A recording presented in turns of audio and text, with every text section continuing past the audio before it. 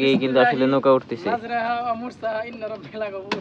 মাশাআল্লাহ মাশাআল্লাহ, ভালোভাবে হুজুরদেরকে একদম ঘাটে ভিড়িয়ে দেবা যাতে তাদের পানি না পারাইতে হয়। ওকে, হ্যালো গাইস, আসসালামু আলাইকুম। কি অবস্থা সবাই, কেমন আছেন? আজকে আসলে ছোটখাটো একটা ব্লগ হবে। দেখতে পাচ্ছেন যমুনা নদীর উপর দিয়ে কিন্তু আমরা বোট নৌকা নিয়ে যাচ্ছি। তো আসলে এখন কিন্তু মানে ভরপুর বন্যা হওয়ার কথা, কিন্তু বন্যা হয়নি এবারকার সিজনে, আসলে পানি মূলত হয় নাই, সেজন্য আসলে এরকম দেখতেছেন।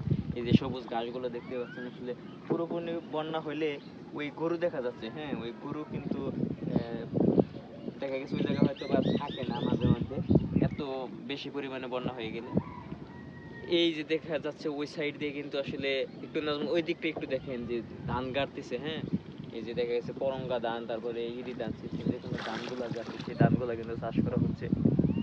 এবার আসলে মোটামুটি বন্যা হয় নাই। দেখুন এই যে কত সুন্দর একটি, এই মুহূর্তে কিন্তু একটি দৃশ্য দেখতেই পাচ্ছেন দর্শক, যে একদম বসি এই দিকটা আপনি ভালোভাবে ধরবেন।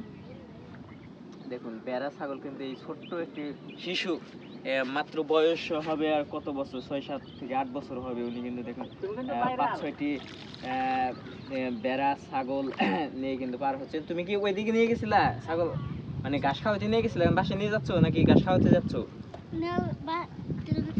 মানে ঘাস খাওয়াবো এখন নিয়ে? ও আসলে এখন যেখানে শুকনো জায়গা আছে সেখানে নিয়ে আসলে এই বেড়া ছাগলকে ঘাস খাওয়াবে। তো আর একটা দেখা যাচ্ছে যে ও ঘাস খাওয়ানো মনে হয় ছাগলগুলো শেষ, এই কারণে একজন মুরব্বী আর দুজন পিচ্ছি পোলাইবান কিন্তু আছে দেখা যাচ্ছে নৌকার দুই সাইডে। তো দেখুন কত সুন্দর করে আসলে নৌকা বেয়ে বেয়ে আসছে। তো আসলে দেখার মতো অনেক কিছু আছে, কিন্তু আসলে ক্যামেরা বন্দি করা আসলে খুবই ক্রিটিক্যাল মুভমেন্ট হয়ে যায়, কারণ সবারই আসলে পক্ষে ক্যামেরা দিয়ে ভিডিও করে আসলে সবাইকে দর্শকদের যে আকর্ষণ ক্যাচ করা যায় সেটা কিন্তু আসলে পারে না, যেমন আমি নিজেই পারতেছি না। এটা আসলে আন্তরিকভাবে খুবই দুঃখিত আমি। তো এদিকটায় নাজমুলের কিছু বক্তব্য শুনতে চাচ্ছি, যে আসলে তোমার এই অল্প পানিতে বোট বাইতে কি কোনো অসুবিধা হচ্ছে কিনা, একটু প্লিজ নাজমুলের কাছ থেকে। অসুবিধা অনেক, ভিজে যাইতেছি। একটা বইটা হইলে ভালো হইতো, নগি, এটা নগি বলা যায় না, বইটা বলা যায়। ও আসলে আমি বলছিলাম যে যে এত অল্প পানির ভিতরে আসলে নৌকা কি তোমার কিভাবে চালাচ্ছ, এটা কি আসলে ঠিকঠাক যাচ্ছে কিনা। ও আসলে বলতে পারে না ঠিকঠাক, আসলে পানি কম থাকার কারণে বইটা দিয়ে আসলে কিন্তু নৌকা পাওয়া যায় না।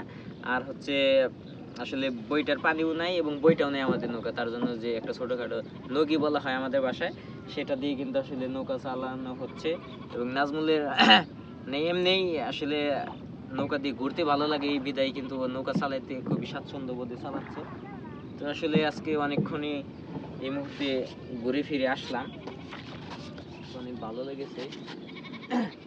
তো আমার ক্যামেরাম্যান আছেন মিস্টার নাজমুল, এই নৌকা 3 জন আমরা মানুষ আছি, কিন্তু হ্যাঁ ওই যে আমাদের মসজিদের ইমাম সাহেব, আপনারা কি যাবেন? হ্যাঁ এই নাজমুল ওইদিকে না, আমরা হুজুরদেরকে একটু লিফট দেই।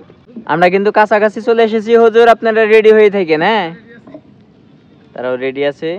ভালোভাবে হুজুরদেরকে একদম ঘাটে ভিড়িয়ে দেবা যাতে তাদের পানি না পারাইতে হয়। ওকে, এই যে দেখুন হুজুররা কিন্তু এই যে নৌকার ভিতরে উঠে পড়েছে, নৌকা দিয়ে আমরা কিন্তু তুলে নেব। নারের তাকবীর, আল্লাহু আকবার। এই মুহূর্তে দেখেন হুজুরদের আসলে যে গুণ দেখেন, তারা কিন্তু মানে আমরা সর্বোচ্চ বিসমিল্লাহ বলি, তারা দেখেন আল্লাহর প্রশংসা গিয়ে কিন্তু আসলে নৌকা উঠতেছে। মাশাআল্লাহ মাশাআল্লাহ, দেখুন নৌকায় ওঠার যে দোয়াটা সেটা কিন্তু আসলে আমাদের মসজিদের ইমাম সাহেব কিন্তু পরে উঠলেন। সাবধানে হুজুর সাবধানে। এই তো ফাইন হইছে। এখন আমি আপনাদেরকে একটি সিট দিতে পারবো।